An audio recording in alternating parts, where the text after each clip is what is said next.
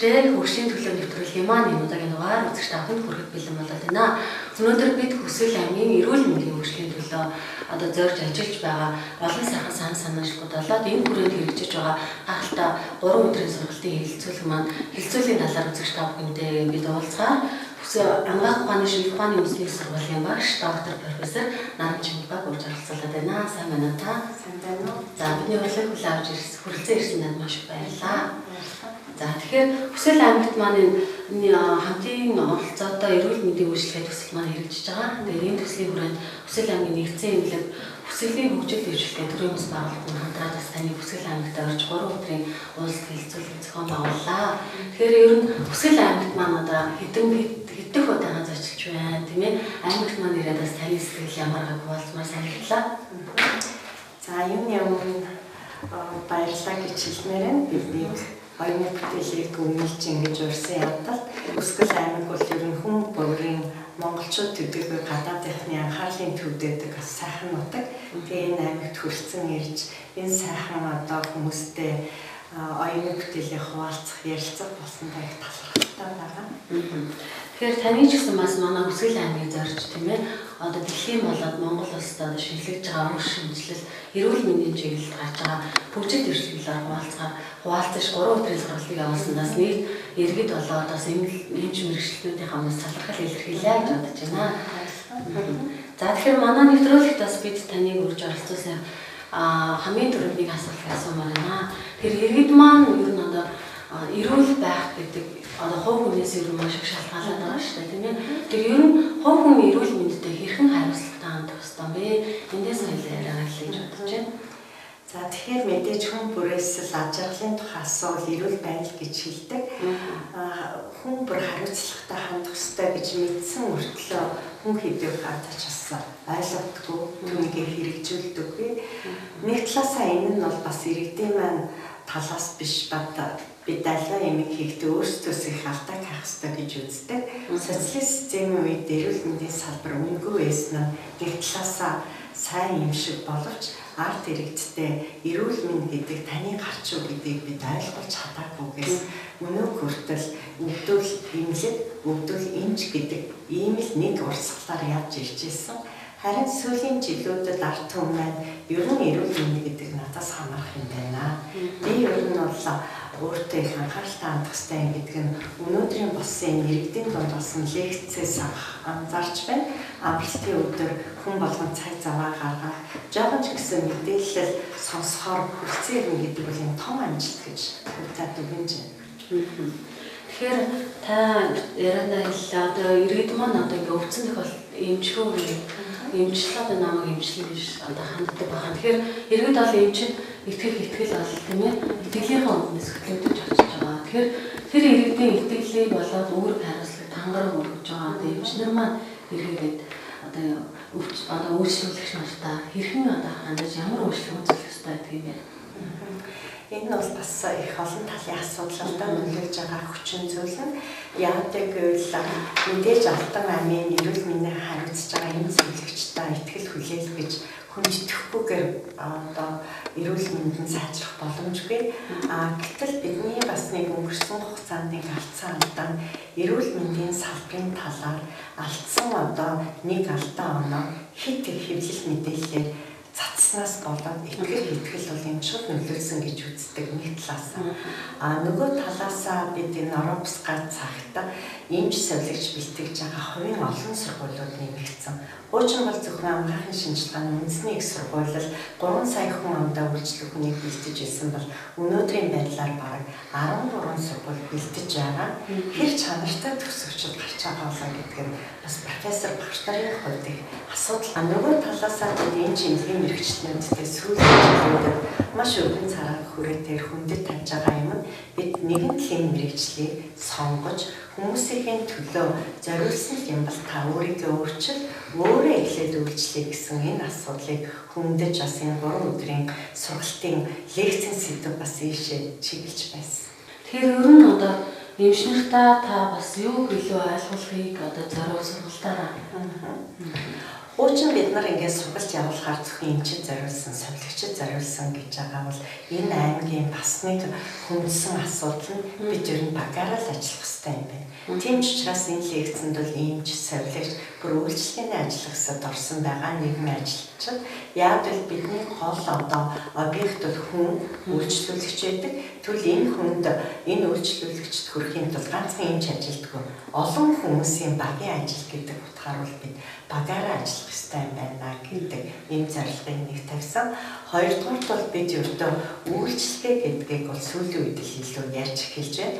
Хуучин бол бид нар эмчлэн, онцлон энийг л үйлчлэгээ гэж үзэж байсан бол хүн гэдэг бол сүүлийн үед бол зөвхөн шинжилгээ сэтгэл хандган байна.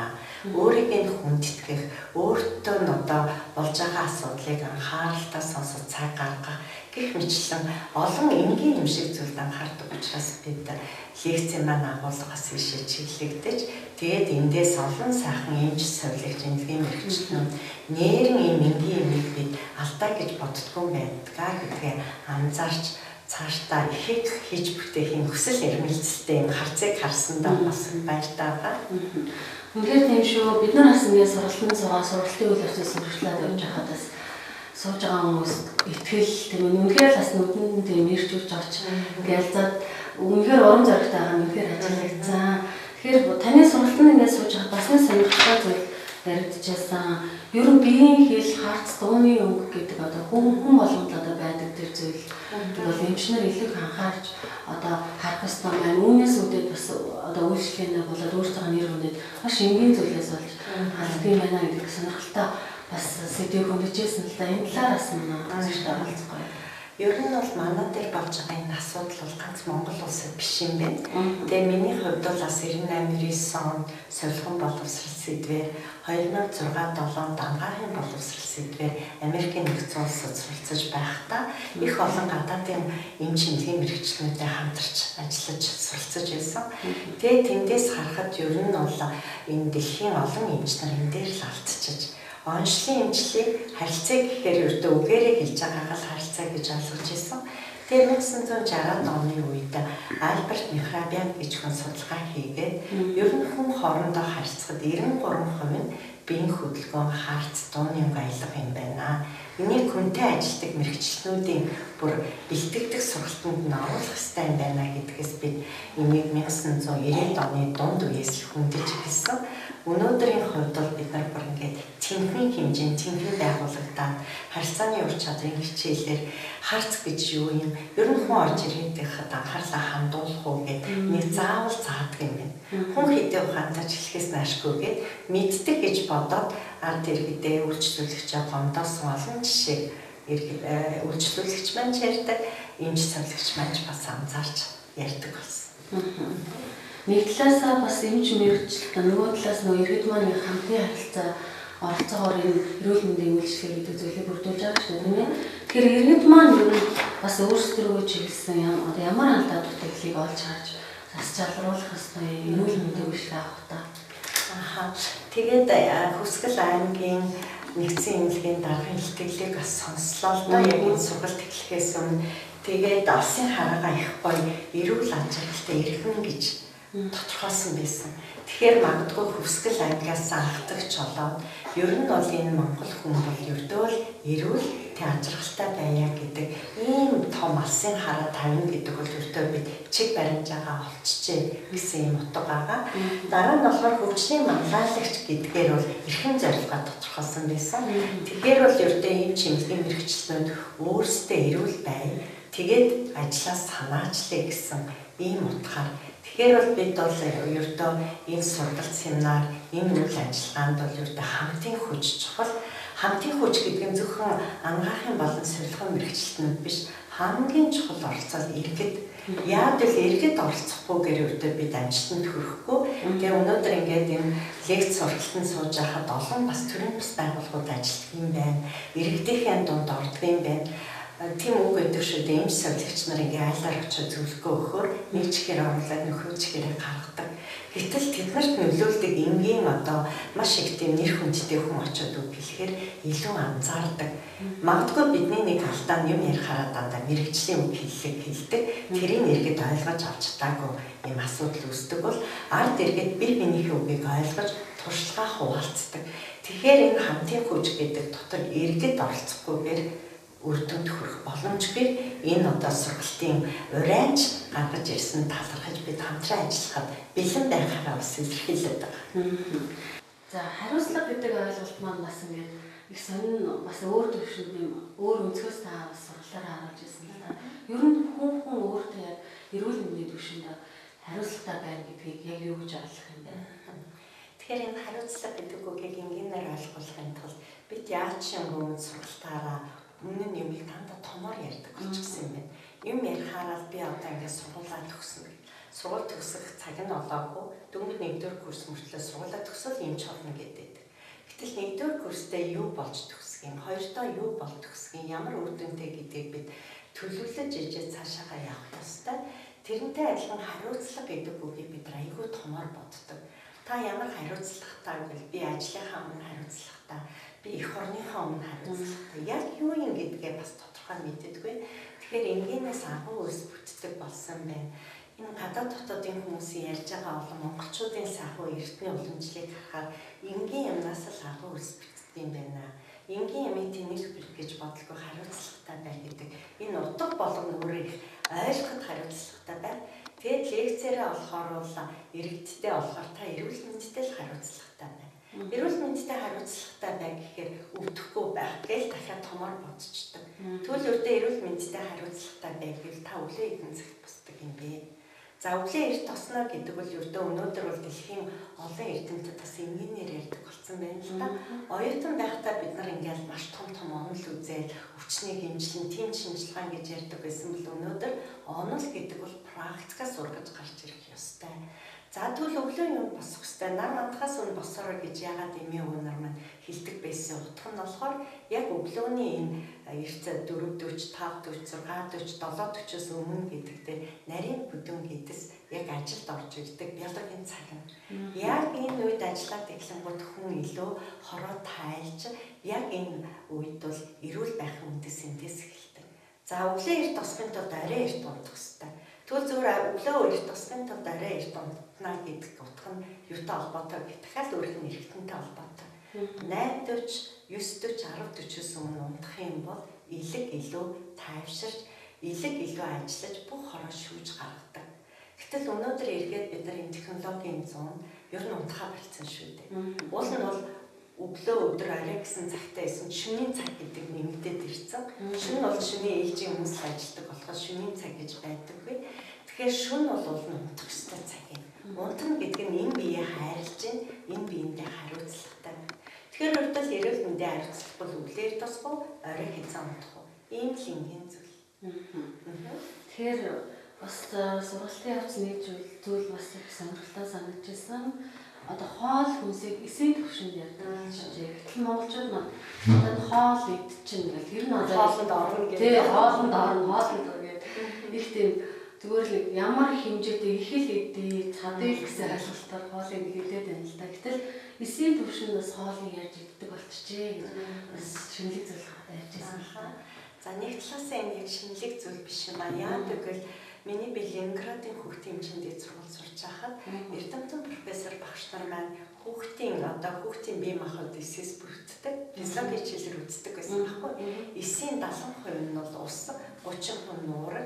За хүүхэд ялангуяа бие махбодын 70-аас 75% нь ус явдаг юм аа. Тийм учраас усаар дутааж болохгүй. 1 сартаа хүүхэд 10 мл, 2 сартаа хүүхэд 20 мл, ай хөрөнгө бол бүр ингээд нэртэй батальяны томьёогоор ус өгнө гэсэн ийм ойлголтоор явж ирсэн. Хоёрдугаар бол хүүхэд бол юм усан юутай учраас л ердөө хүүхдийн хажууд хэрэлдэж болохгүй ээж аваа хайрлах ёстой гэж ярьсан. Тухайн үед бол тэрийг нарийн ширээ ойлгохгүй байсан бол сая ингээ Японы эрдэмтдийн судалгаа за хүмүүсийн хүний тухай шинжилгаануудаас одоо л учрыг ойлгож эхэлж байна тийм. Тэр нь юу гэхээр ердөө ус бол амьтаа юм аа. хүн усан махбод учраас хажууд байгаа хүмүүсийн хэлж байгаа юмыг өөртөө шингээж авдаг юм байна гэсэн ийм ойлголт орж ирээд тэгээд бол ер нь бол монголчууд ч хэлдэг шүү дээ. Ер нь бол хүн янз бүрийн асуудал үүсвэл усал өгч ихэл уснаас л ихэл гэдэг нь ийм ихтэй. Усыг бол сүүлийн үед л хар ус гэж нэг хэсэг нэрлэдэг байсан. Дээр үед бол чандман эрдэнэ аршаан гэж нэрлэдэг байсан. Усыг монголчууд үнэхээр дээдлж байдаг гэсэн. Тэгэхээр эрүүл байхын үндэслэл ус юм. Ус гэдэг бол эсийн доторх ердөө 70% эзэлдэг. Тэгэхээр бид эсээ өөрчлөлт, эрүүл мэндийн өөрчлөлт гэвэл эсийн дотор хоол гэдэг нь ердөө ус. Гол юм нь ус. Тэгэхээр энийг бол яг заримдаа тэгдэртэй шинжилгааг хит хөгжөхөөр энгийн юмаа бидний хэсэг орхигдсон. Энгийн юм ярих гэхээр юу вэ? Бид нар чинь шинжилгаач хүмүүс шүү дээ. Бид нар чинь эмч нар, бид нар доктор, профессор байна гэд энгийн юм орхисон. Гэтэл энгийн юм орхичоод өнөөдөр шинжилгаа өгчөөд юунд хүрв? Ихэнх нь архаг өвчтөй, ихэнх нь асуудалтай. Тэгээд яг амьдралын ихээр дэлхийн хүртэл буцаад энгийн түгээ ороод ирсэн нь эргээд бид нарт аягүй хялбархан. Яг л энэ чинь монголчууд амьдрах ухаанаараа харуулсан учраас бараг бид нар шинэ юм нээсэн юм шиг харагдтал ээж аав эмээ өвгөө сургаалал өнөөдрийн яриад байгаа сэдв. Мартсныг биднээс сануулж өгдөг хэрэг. Тэр өсөг сангах хоёр бол нэг ижлийн мэдрэмж байдаг ярьжсэн. Бид нар өсгөр бол заастаа хурдан л юм олж идэе гэж эргэлхийлээд хайгаал иддэг. Ам цангасан гэсэн за ам цангаж байгаа гэж тэсэл суугаад байдаг шүү дээ. Тэгэхээр энэ бас тийм ээ буруу бас хөвшил зуршил байна тийм ээ. Энэ бол аюулгүй чухал ойлголт байх хэвээр дааж харамслаа бид нар иргэдтэй энийг ойлгуулж чадаагүй учраас хүн жоох ингээл өсөж байгаа шинж мэдрэгддэг шүү дээ. Тиймүүд өсчин гэж одоо хуурай идэх мэдээл ингээл замбраагүй хоолтол яг энэ мэдрэмжийг заагаагүйтай холбоотой. Физиологийн хичээлээр бол бид нар оюутан байхдаа өсөх цангахны мэдрэмжтэй. Тэгэхээр хүн бол 5 удаа хоолно гэж үздэг. Тэ өглөөний хоол, 11 үеийг бол баг үдийн хоол, тэ өдөр сайн хооллох ёстой. Үдээс хойш 4 цагийг бол их үдийн хоол, ингээд орой 7-оос өмнө хооллох ёстой гэж 5 удаа хооллох ёстой.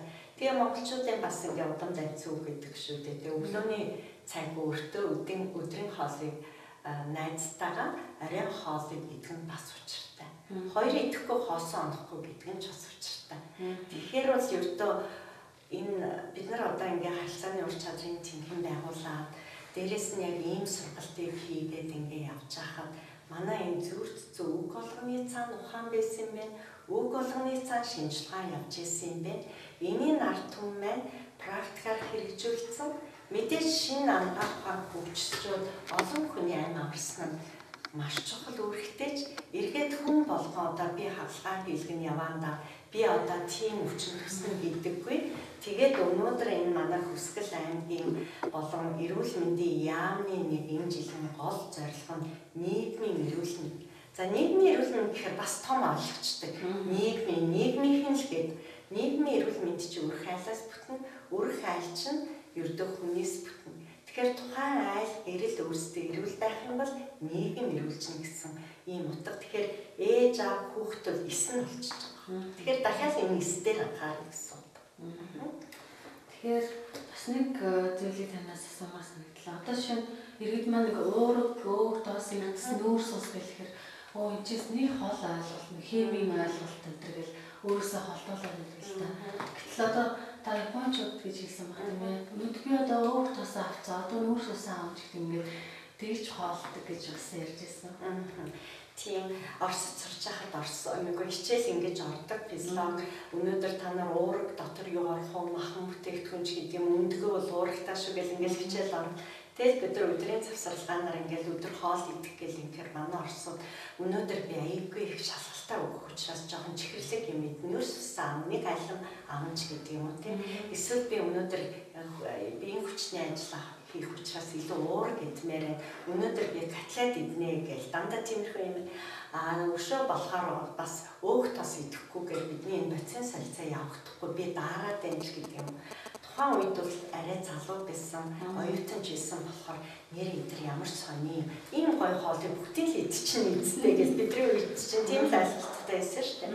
Эргээд ингээд амьдралын одоо ирэхээр туршлагад эргээд ирэхээр эргээд хичээлээ ингээ уялдуулахаар хүний эрүүл амьдрах хоол ундуур уурга гэдэг нь бол бидний одоо махан бүтээгдэхүүн, нөөц ус гэдэг нь бол одоо бид нар энэ жимсгэн тэгээд энэ чихэрлэг ямиг бол энэ насан туршид идэхгүй том идэхгүй иддэг гэж бас ярьдаг. Өөх тос гэхээр өөх онцгүй гэдэг. Тэгэхээр өнөөдөр энэ гурав өдрийнхэн хоол нь тодорхой хэмжээнд орж ижил хүн эрүүл болдог. Өнөөдөр өөх тосыг хүүхдүүд идэхээ болцсон нь магадгүй хүүхдээ хасаа цус өдгөх, цусны ханзузаах, эргээд оцсон солилцоо ажиллахаа болоод ядрах, даарах гэдэг 7 асуудал эндээс л үүсдэг. Тэгэхээр энгийн мэдлэгийг би зааж өгөөгүй учраас өнөөдөр л бид энийг хамтын хүч гэдэг байгаа юм байна. Энгийн мөртлөө бас мэддэг гэдээ орхиод хэрэгжүүлдэг байсан юм байна.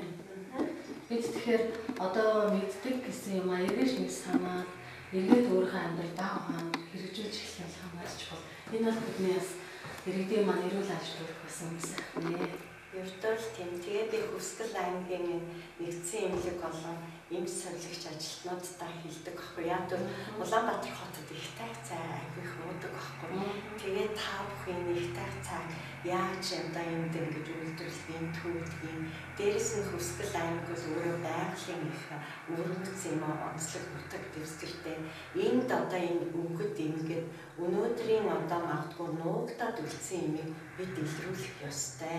Тэрнээс бид гадаадын одоо улс орны хоол ундыг дуурайгаад цагаан будаа хэрэгтэй ч гэдэг юм уу. Эсвэл гадаадын жимс хэрэгтэй гэвэл бид тэр оронд нь өсөж амьдраагүй төрөөгүй учраас энэ бас зохицолдохгүй.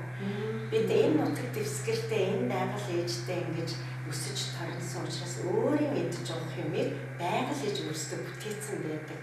Тийм учраас бид цагаан идэ гэдгийг хизээ идэх юм. Харин хизээ гэдгийг мэдэх ёстой.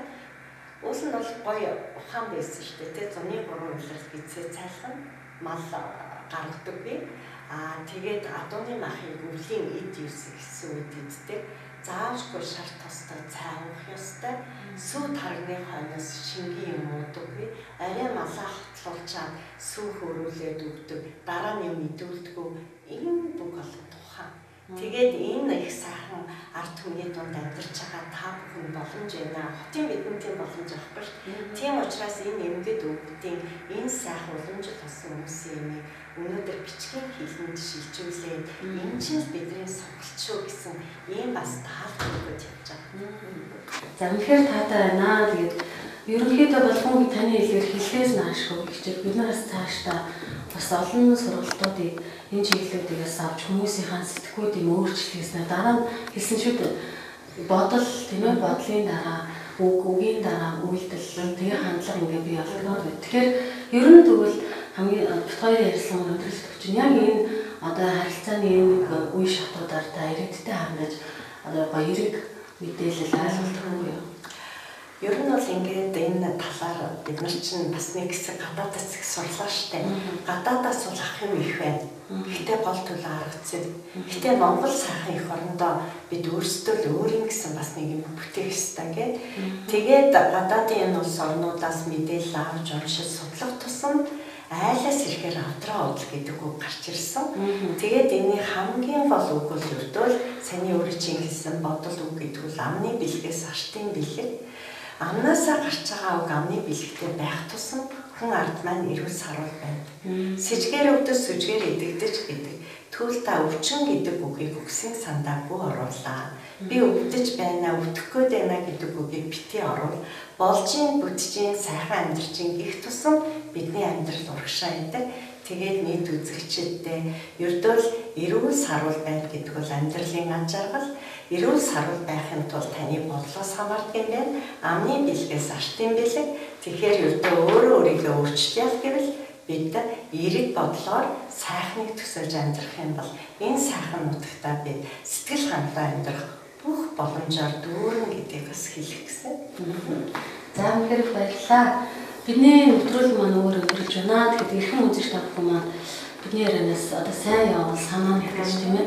Үнэхээр одоо иргэд та бүхний өөдрөг бодол тийм эерэг хандлага энэ бүх зүйлээс бас таны эрүүл мэнд маш ихээр хамаарх юм байна шүү. Тэгэхээр өнөөдөр бас манай студид маань Анагаах ухааны шилжүүлгээний үндэсний их сургуулийн багш доктор профессор Наранчин одоо багш маань оролцлоо. Дараагийн дугаараар дахин уулзлаа. Баяртай үзэгчтэй.